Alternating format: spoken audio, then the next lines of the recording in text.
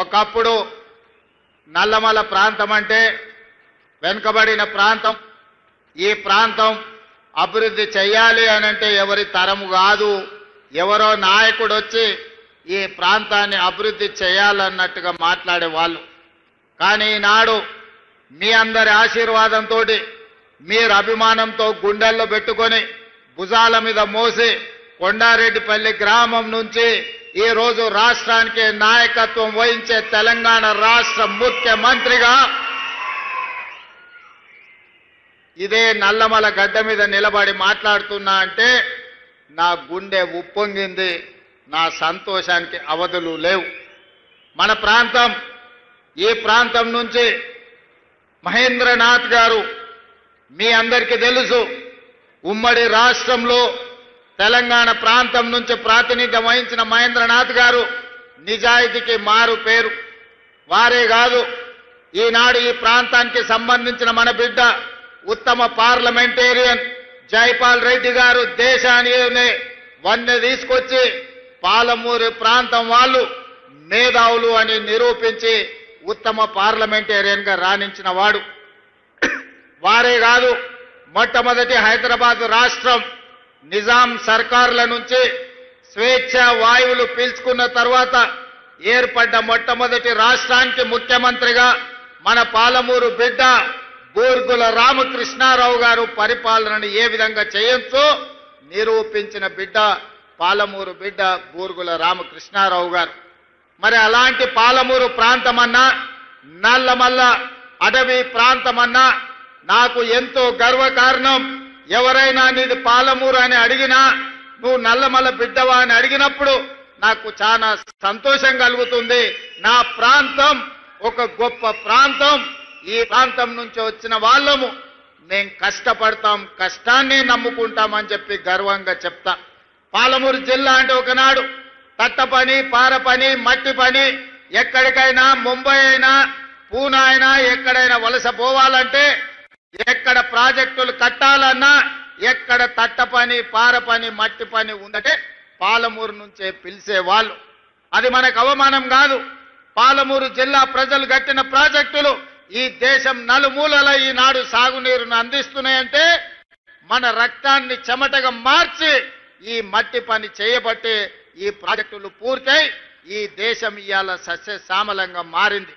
అదేవిధంగా సోదరులారా, ఇవాళ ఈ రోజు ఈ నల్లమల అటవీ ప్రాంతంలో నల్లమల డిక్లరేషన్ మా సహచర మంత్రివర్గ సభ్యుల మధ్యలో ఈరోజు డిక్లేర్ చేసుకుంటున్నాము అని అంటే, ఆనాడు ఎన్నికల సమయంలో వచ్చినప్పుడు మీరు డాక్టర్ వంశీకృష్ణ గారిని 50,000 మెజారిటీతో గెలిపించండి, మళ్ళీ ముఖ్యమంత్రిగా ఈ ప్రాంతానికి వస్తా,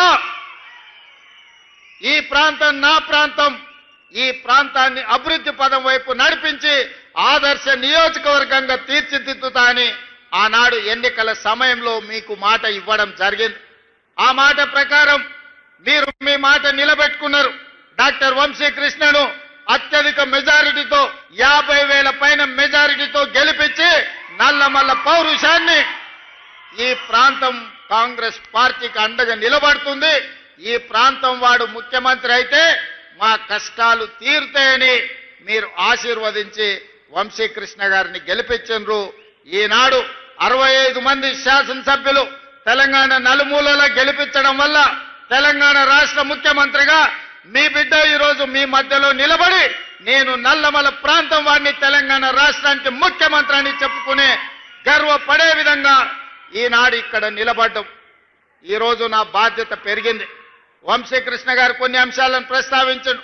ఈ ప్రాంత అభివృద్ధికి సంబంధించి ఈ ప్రాంతాన్ని అభివృద్ధి చేయడం అనేది వంశీకృష్ణ గారికి ఎంత బాధ్యత ఉందో వారితో సమానంగా బాధ్యతను పంచుకోవడానికి ఈ ప్రాంతానికి అవసరమైన నిధులు మంజూరు చేయడానికి ప్రత్యేకమైన ప్రణాళికలు ఏర్పాటు చేసి ఇంతకుముందే కలెక్టర్ గారికి, షరత్ ఐఏఎస్ ఆఫీసర్ గారికి, ఇతర అధికారులకు మా ఉప ముఖ్యమంత్రి గారికి విజ్ఞప్తి చేసిన, నా ప్రాంతాన్ని అభివృద్ధి చేయడానికి ప్రత్యేకమైన ప్రణాళికలు రచించండి, దానికి అవసరమైన నిధులను విడుదల చేయాలి, ఈ ప్రాంతంలో సాగునీరు అందాలి, ఈ ప్రాంతంలో పేదలకు విద్య, ఉద్యోగ, ఉపాధి అవకాశాలు ఇవ్వాలి అని చెప్పి మా సహచర మంత్రివర్గ సభ్యులతో పాటు అధికారులకు సూచన చేయడం జరిగింది.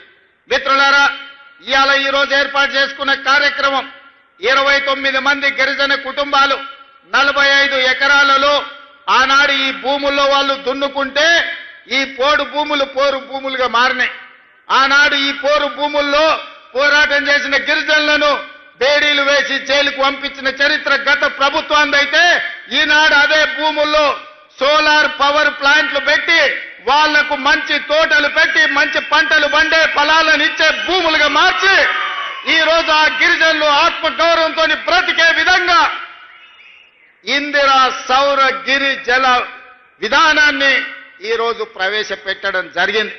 అయితే మా ఉప ముఖ్యమంత్రి గారికి నాదొక సూచన, ఈ ఇందిరా సౌర గిరి జల వనరుల అంటే పలకడానికి మాకు కొంచెం కష్టంగా ఉంది. ఇందిరా సోలార్ గిరి జల విధానం అనే కింద మార్చండి.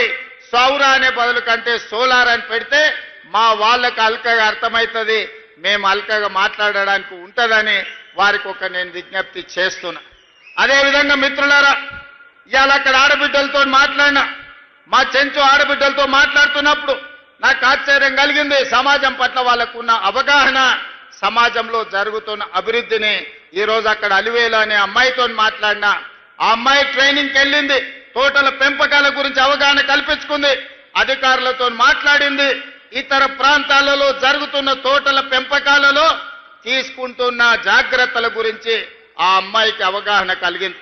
అందుకే ఈరోజు నేను కలెక్టర్ గారికి ఆదేశాలు ఇచ్చిన, ఎవరైతే ఈ గిరిజన ప్రాంతాలలో ఉన్న ఆడబిడ్డలు ఈ తోటల పెంపకంలో గాని సోలారు విద్యుత్తు మోటార్లు పెట్టుకోవడంలో గాని అదే విధంగా వాళ్ళ ఇంటికి సోలారు విద్యుత్తు పెట్టుకోవడానికి అవసరమైన ప్రణాళికలు అవగాహన కల్పించడానికి వాళ్ళకు అవకాశం ఇచ్చండి, వాళ్ళను అచ్చంపేట నలుమూలల తిప్పండి అని చెప్పి నేను కలెక్టర్ గారికి ఆదేశాలు ఇచ్చిన. అదేవిధంగా ఇవాళ అక్కడ అధికారులతోనే మాట్లాడినా, ఈ రోజు మనము కరెంటు ఒకప్పుడు మోటార్లు కాలిపోవడము, ట్రాన్స్ఫార్మర్లు పేలిపోవడం చూసినాం. ఈనాడు కరెంటు నిరంతరాయంగా వచ్చినా ఈ రోజు ఆ విద్యుత్తు తడిసి భారమై ఈ రోజు రైతులకు కావలసిన విధంగా ఆ విద్యుత్తును వాడుకోలేని పరిస్థితి ఉంది. అందుకే ఈ రోజు ఈ అచ్చంపేట ప్రాంతంలో మా వంశీకృష్ణ గారి విజ్ఞప్తి మేరకు ఎన్ని మోటార్లు ఉన్నాయో మొత్తం నియోజకవర్గంలో అందరి రైతులకు ఉచితంగా సోలారు విద్యుత్తు పంపు సెట్లు ఇచ్చి ఈ వేదిక మీద నుంచి తెలంగాణ ప్రజలందరికీ నేను ఒక విజ్ఞప్తి చేయదలుచుకున్నా. నా సొంత ప్రాంతం అచ్చంపేట ప్రాంతం, ఈనాడు ఏ రైతు కూడా విద్యుత్ వినియోగాన్ని చేసే మోటార్లు కాదు, రాబోయే 100 రోజుల్లో ప్రతి రైతుకు సోలారు విద్యుత్ మోటార్ను అందించి సోలారు విద్యుత్ ఉత్పత్తి మోటార్లకే కాదు, రేపు భవిష్యత్తులో అదనంగా సోలారు విద్యుత్తును ఉత్పత్తి చేసి ప్రభుత్వానికి అమ్మే విధంగా ఆ ఆడబిడ్డలకు 3,000, 4,000, 5,000 ప్రతి నెల ఆదాయం వచ్చే విధంగా ఈ రోజు ప్రణాళికలు రచించండి అని చెప్పి మా అధికారులకు చెప్పిన. అందుకే ఇవాళ అచ్చంపేట నియోజకవర్గాన్ని ఈ రాష్ట్రానికి దేశానికే ఆదర్శంగా తీర్చిదిద్దే బాధ్యతను స్థానికైన రైతులు గిరిజనులు ఇక్కడికి విచ్చేసిన వేలాది మంది రైతులు బాధ్యతగా తీసుకోండి. ప్రపంచానికే మన అచ్చంపేటను ఆదర్శంగా తీర్చిదిద్దుదాం. దానికి అవసరమైన నిధులనిచ్చే బాధ్యత మీ సోదరుడిగా నేను తీసుకుంటాను అని చెప్పి మీకు అందరికీ విజ్ఞప్తి చేస్తున్నా. సాగునీటి ప్రాజెక్టులు కావచ్చు, రోడ్లు కావచ్చు, కళాశాలల గురించి మా వంశీకృష్ణ గారు చెప్పారు. దానికి సంబంధించిన ప్రణాళికలన్నిటిని కూడా అధికారులకు ఇవ్వండి, అంచనాలు తెప్పించి వాటికి అవసరమైన మంజూరు చేయడానికి అన్ని జాగ్రత్తలు అన్ని నిర్ణయాలు తీసుకుంటామని చెప్పి నేను ఈ వేదిక మీద నుంచి నేను చెప్పదలుచుకున్నా. మిత్రులారా, ఇవాళ ఆలోచన చేయండి. 2023 డిసెంబర్ 7 నాడు మనం అధికారం చేపట్టిన తర్వాత ఈనాటి వరకు దాదాపుగా తుమ్మల నాగేశ్వరరావు గారి నాయకత్వంలో రైతులకు 60,000 కోట్ల రూపాయలు ఈ రోజు రైతుల మీద ఖర్చు పెట్టినాం. అందులో 21,000 కోట్ల రూపాయలు రైతు రుణమాఫీలోనే ఖర్చు పెట్టినాం. రైతు భరోసా కావచ్చు, రైతు రుణమాఫీ కావచ్చు. అదే విధంగా ఒకనాడు పంట పండిస్తే మీరు ఒరేసుకుంటే ఉరేసుకున్నట్టే అని ఆనాటి ముఖ్యమంత్రి గారు మాట్లాడినారు, మీకు అందరికీ తెలుసు. కానీ ఆయన మాత్రం ఆయన ఫామ్ హౌస్ లో 150 ఎకరాలలో ఒరేసుకొని 4200కు క్వింటాల్ అమ్ముకున్నాడు. సరే దొరగారి పంట పొలంలో మరి బంగారం పండిందేమో నాకైతే తెలియదు, కానీ పేదలు పండించిన వడ్లు కొనను అన్నాడు. కానీ మన ప్రభుత్వం వచ్చిన తర్వాత మీరు వరి పండించండి, సన్నాలు పండించండి, మీకు గిట్టుబాటు ధరనే కాదు మీకు 500 రూపాయల బోనస్ ఇచ్చి రైతులను ఆదుకుంటాం, పండించండి అని అంటే మొన్నటి ఎండాకాలంలో యాసంగిలో 1,56,00,000 మెట్రిక్ టన్నుల మీరు వడ్లు పండించి దేశంలోనే చరిత్ర సృష్టించారు. ఈసారి వానకాలంలో కూడా అత్యధికంగా 1,35,00,000 మెట్రిక్ టన్నుల వడ్లు ఉత్పత్తి చేసి దేశంలోనే అత్యధికంగా ఈ సంవత్సరంలో దాదాపుగా 2,80,00,000 పైచలకు లక్షల క్వింటాళ్ల వడ్లు మీరు పండించారు. అంటే ఈరోజు వరి పండిస్తే ఉరేసుకోవాలనే కాడి నుంచి వరి పండిస్తే గిట్టుబాటు ధరనే కాదు మీకు 500 రూపాయల బోనస్ ఇస్తామని చెప్పినాం. ఆనాడు సన్నాలు పండించండి నేను అన్నప్పుడు కొంతమంది అవహేళన చేసిరు.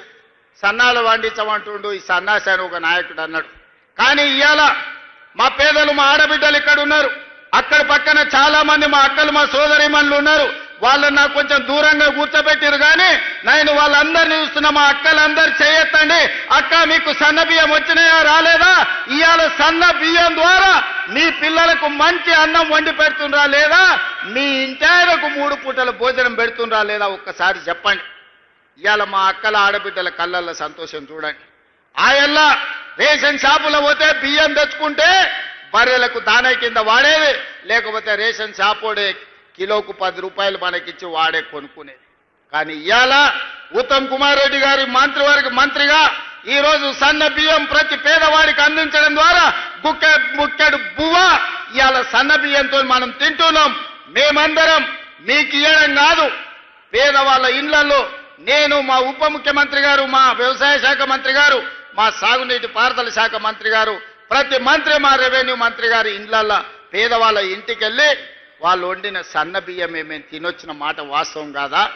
ఆయల్లో సన్నాలు వండియబట్టి ఈనాడు పేదలకందరికీ ఈరోజు సన్న బియ్యం ఇవ్వడం ద్వారా ఈరోజు రేషన్ బియ్యం మనము ఆత్మ గౌరవాన్ని పెంచే విధంగా అవి వండుకొని తింటున్నాము అని అంటే, రైతులు పండించే సన్న బియ్యం మళ్ళీ రైతులకే మీరు వడ్లు పండిస్తే వాటిని బియ్యంగా మార్చి మళ్ళీ పేదలకే సన్న బియ్యం అందిస్తున్నాం.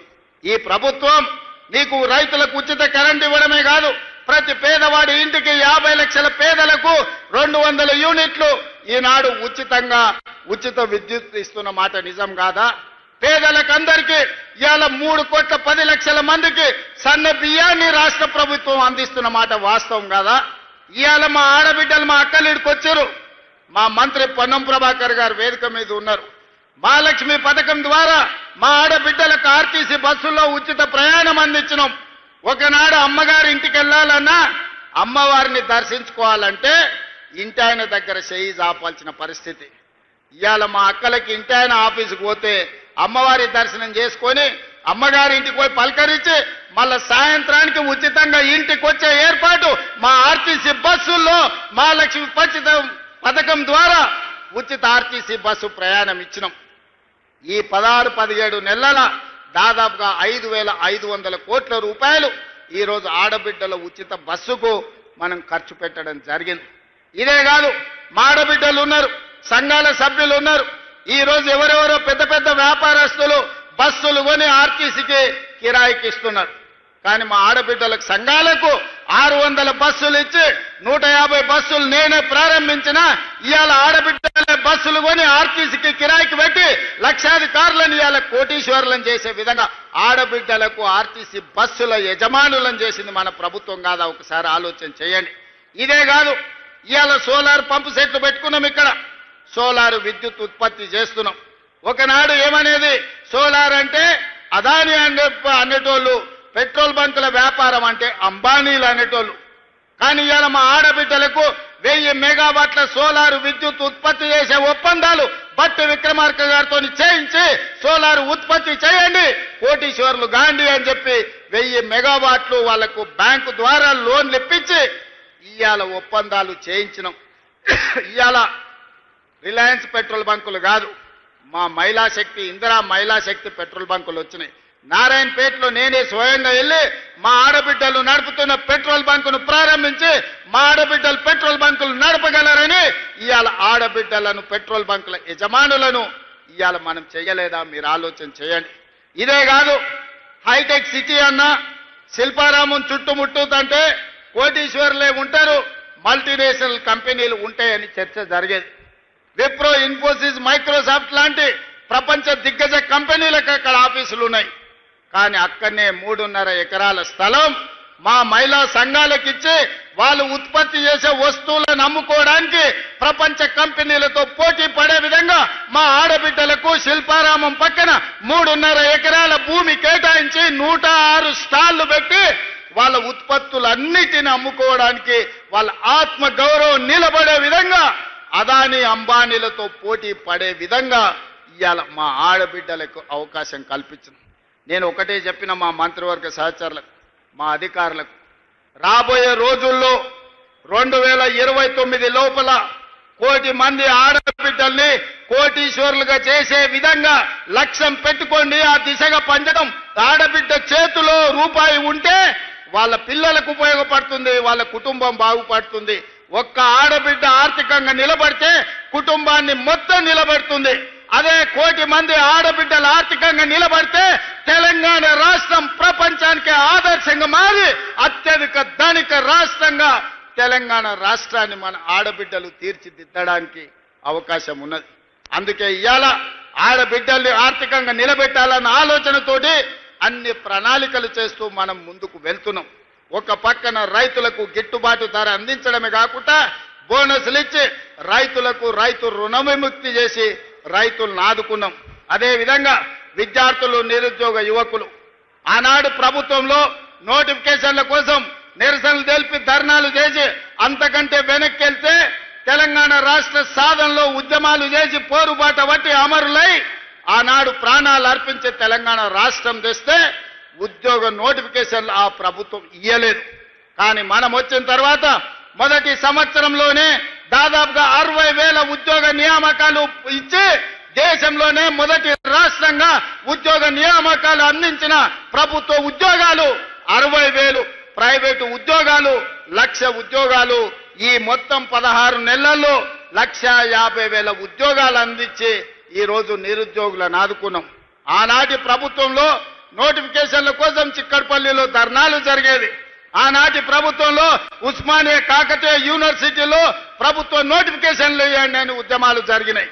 కానీ మన ప్రభుత్వంలో నోటిఫికేషన్లు ఇస్తుంటే మీద నోటిఫికేషన్లు ఇస్తే మాకు కష్టమవుతుంది, నిదానంగా నోటిఫికేషన్లు ఇవ్వండి, నోటిఫికేషన్లు కొన్ని తగ్గించండి అని చెప్పి ధర్నాలు చేసే పరిస్థితి వచ్చింది. దేశంలో ఎక్కడ కూడా ఇస్తున్న నోటిఫికేషన్లను కొంత వాయిదా వేయమని ధర్నాలు జరగలే. అంటే నిరుద్యోగ యువకుల పట్ల మాకున్న చిత్తశుద్ధి దీన్ని బట్టి మీరు అర్థం చేసుకోండి.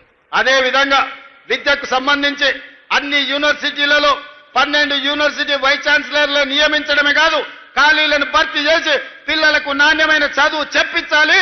పిల్లలు చదువుకున్నప్పుడే ఈ దేశ భవిష్యత్తు తరగతి గదుల్లో ఉంది, వాళ్లకు నాణ్యమైన విద్యను అందించండి. అప్పుడే ఈ రాష్ట్రం దేశానికి ఆదర్శంగా ఉంటుంది అని చెప్పి ఉద్యోగ నియామకాలు చేపట్టినాం. ఇవే కాదు, ఎస్సీ, ఎస్టీ, బీసీ, మైనారిటీ వివిధ రెసిడెన్షియల్ స్కూళ్లు ఎక్కడ బిల్డింగ్ లేక చిన్న చిన్న రూముల్లో, పోల్ట్రీ ఫాముల్లో నడుపుతుంటే young India integrated residential schools 25 ఎకరాలలో 200 కోట్ల రూపాయలతోని ప్రతి నియోజకవర్గంలో ఒక యంగ్ ఇండియా ఇంటిగ్రేటెడ్ రెసిడెన్షియల్ స్కూళ్లను అందించి పేదలకు విద్యను అందించాలి, ఆ పిల్లల భవిష్యత్తును తీర్చిదిద్దాలి అని ఇవాళ మన ప్రభుత్వం ప్రణాళికబద్ధంగా ముందుకు వెళ్తుంది. మిత్రులారా, ఇవాళ ఆలోచన చేయండి. రైతులు కావచ్చు, మహిళలు కావచ్చు, విద్యార్థి నిరుద్యోగ యువకులు కావచ్చు, ఈ రాష్ట్రానికి తీసుకొస్తున్న పెట్టుబడులు కావచ్చు, 16 నెలల్లో 3 లక్షల కోట్ల రూపాయల పెట్టుబడులు తెచ్చి ప్రపంచ దిగ్గజ కంపెనీలను హైదరాబాద్కు రప్పించి ఈ రోజు అభివృద్ధి పదం వైపు మనం నడిపిస్తున్నాం. పోయిన సంవత్సరాన్ని మొత్తం లెక్కగట్టి కేంద్ర ప్రభుత్వం నిత్యావసర వస్తువులను నియంత్రించడంలో ఏ రాష్ట్రం విజయం సాధించింది అంటే కేంద్ర ప్రభుత్వమే ప్రకటించింది. తెలంగాణ రాష్ట్ర ప్రభుత్వం నిత్యావసర వస్తువులను నియంత్రించి పేదలకు అందుబాటులో తీసుకొచ్చింది. నెంబర్ 1 రాష్ట్రం తెలంగాణ రాష్ట్రం అని కేంద్ర ప్రభుత్వమే ఇచ్చింది. కేంద్రంలో మన ప్రభుత్వం లేదు, పరాయి పార్టీకి సంబంధించిన ప్రభుత్వం ఉన్నా మనల్ని అభినందించక తప్పలేదు.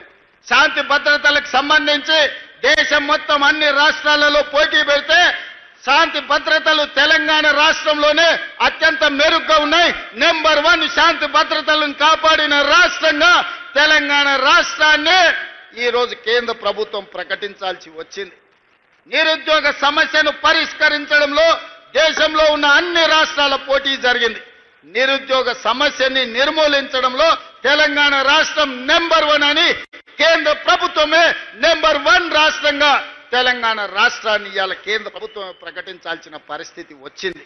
అంటే ఏ రంగంలో అయినా ఇదే కాదు, పన్నుల వసూళ్లలో రాష్ట్ర ప్రభుత్వానికి వచ్చే ఆదాయంలో ఏ రాష్ట్రం అత్యధికంగా తన పన్నులను వసూలు చేసింది అనంటే తెలంగాణ రాష్ట్రమే. సొంతంగా పన్నుల సేకరణలో నెంబర్ 1 రాష్ట్రం తెలంగాణ రాష్ట్రం అని ఇవాళ కేంద్ర ప్రభుత్వము ఇవాళ ప్రకటించింది. అందుకే మిత్రులారా, పరిపాలన మన చేత కాదని, మన వల్ల కాదని, పాలమూరు జిల్లా వాళ్లకు పాలన చేత కాదని అవహేళన చేస్తున్న వాళ్లకు ఇదే ధీటైన జవాబు.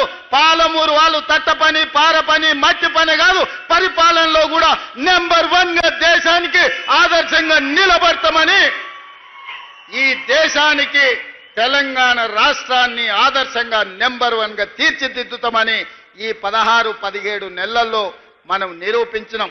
కానీ ఇది సరిపోదు, ఇంకా ముందుకు వెళ్ళాలి అనంటే ప్రజలందరూ మమేకమై మనతో కలిసి వచ్చి మా అడుగులో అడిగేసి మమ్మల్ని ఆశీర్వదించి ముందుకు నడపండి.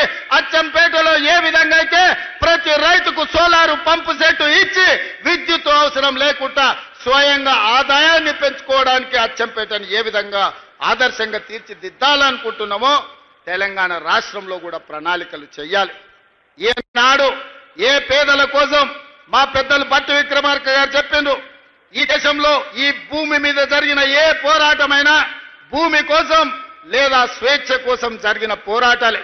ఆనాడు తెల్లదొరలను ఓడించి తెల్లదొరలను తరిమి ఈ దేశ ప్రజలకు స్వేచ్ఛనిచ్చింది కాంగ్రెస్ పార్టీ.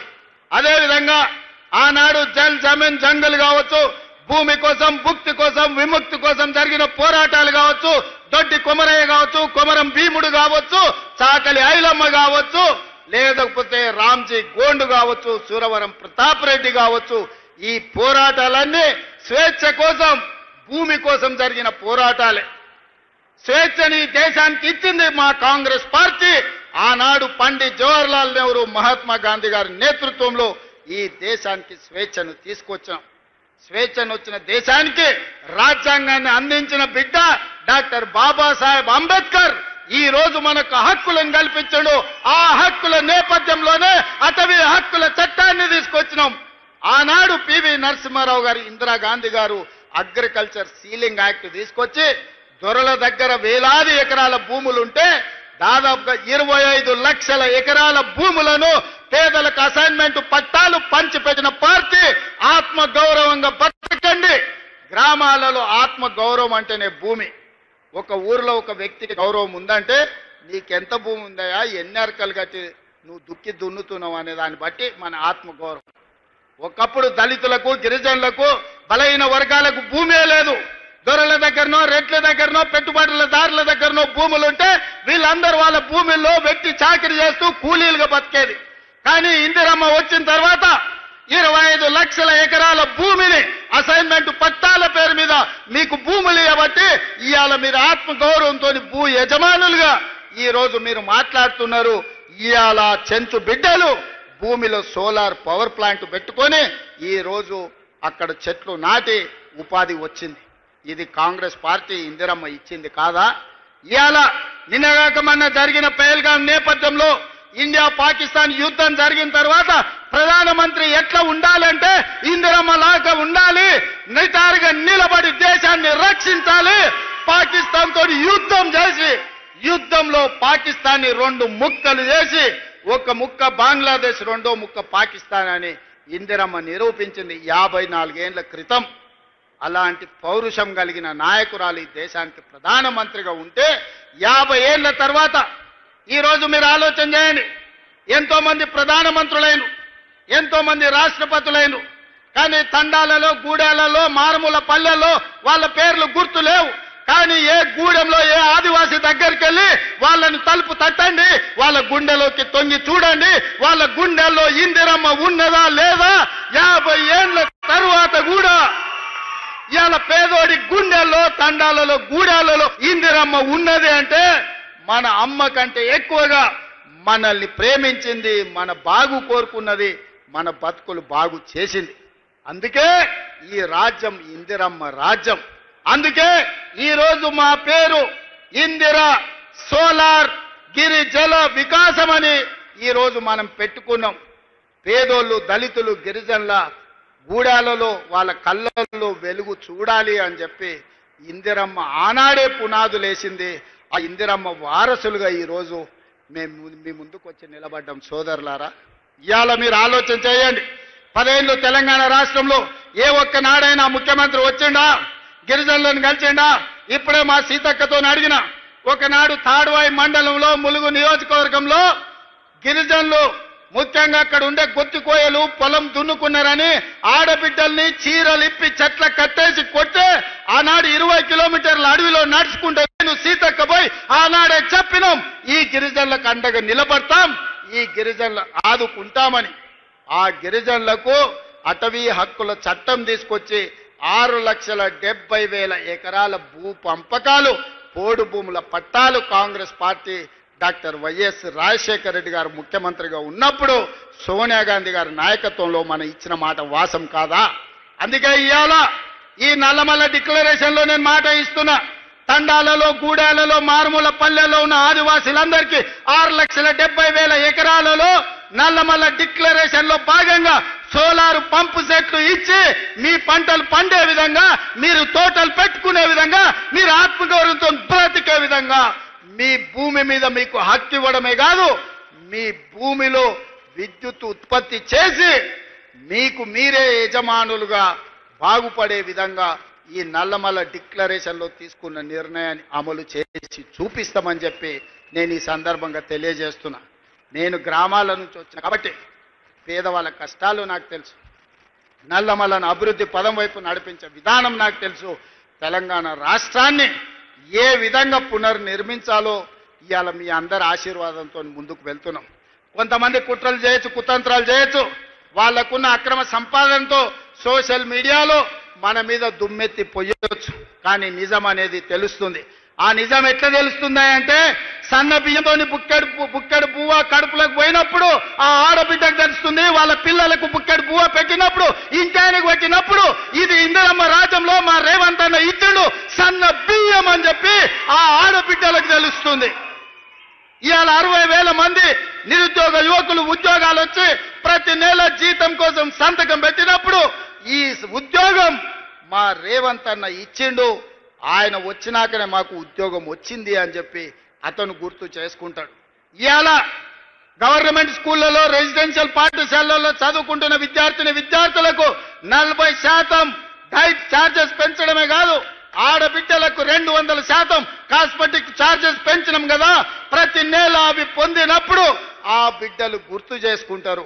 ఇదే కాదు, రైతు రుణమాఫీ 20,617 కోట్ల రూపాయలు, 25,55,364 మంది రైతులు పాస్ పుస్తకం చూసినప్పుడల్లా మా సోదరుడు రేవంత్ రెడ్డి 2 లక్షల రూపాయల వరకు 21,000 కోట్ల రూపాయల రైతు రుణమాఫీ చేసిండని మా రైతులు గుర్తు చేసుకుంటారు. ఈ విధంగా చెప్పుకుంటూ పోతే 50 లక్షల కుటుంబాలు ఇవాళ 200 యూనిట్లు ఉచిత కరెంటును ఈ రోజు పొందుతున్నాయి. 3,10,00,000 మంది తెలంగాణ రాష్ట్రంలో సన్న బియ్య లబ్ధిదారులు ఉన్నారు. వీళ్ళందరూ గుర్తు చేసుకున్నప్పుడు ఆ సన్నాసులు సోషల్ మీడియాలో చేసే తప్పుడు ప్రచారం నాకు ఒక లెక్కన అని చెప్పి ఈ రోజు మీ అందరి ముందర నేను చెప్పదలుచుకున్నా. కాబట్టి మిత్రులారా, ఎవడు ఏది చెప్పినా నిజం మీకు తెలుసు. నిజం మీ కళ్ళ ముందలు ఉన్నది. నిజాన్ని నిర్భయంగా కాంగ్రెస్ పార్టీ కార్యకర్తలు, తెలంగాణ బాగు కోరుకునే వాళ్ళు నిర్భయంగా నిటారుగా నిలబడి చెప్పండి. ముఖ్యంగా మా ఆడబిడ్డల్ని, 1 కోటి మందిని కోటీశ్వరులను చేసే బాధ్యత మాది. పోయిన సంవత్సరం సెర్పులో 15,000 కోట్లు, మెప్మాలో 6,000 కోట్లు, 21,000 కోట్లు సంగలకు లింకేజ్ ఇచ్చినాం. ఈసారి ఇప్పటికే 15,000 కోట్లు లక్ష్యం పెట్టుకుంటే 20,000 కోట్ల రూపాయలు ఈ సంవత్సరం కూడా మా ఆడబిడ్డలకు బ్యాంకు లింకేజ్ తోని మా బట్టి గారు అందించిన. ఎవరైతే లబ్ధి పొందినరో లబ్ధి పొందిన వాళ్ళు గుర్తుపెట్టుకుంటే చాలు.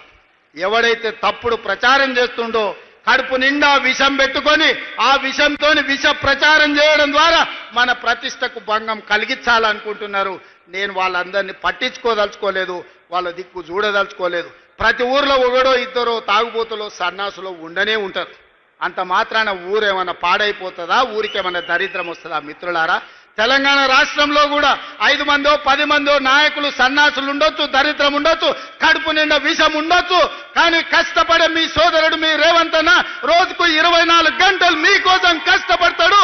నల్లమల పౌరుషాన్ని, నల్లమల పరిపాలనను దేశానికి ఆదర్శంగా నిలబెడతాడు. ఈ రాష్ట్రాన్ని అభివృద్ధి పదం వైపు నడిపించడానికి ఆశీర్వదించి అండగా నిలబడ్డందుకు మీకందరికీ మనస్ఫూర్తిగా ధన్యవాదాలు తెలియజేస్తూ మీ అందరి దగ్గర సెలవు తీసుకుంటున్న మిత్రులారా, ధన్యవాదాలు.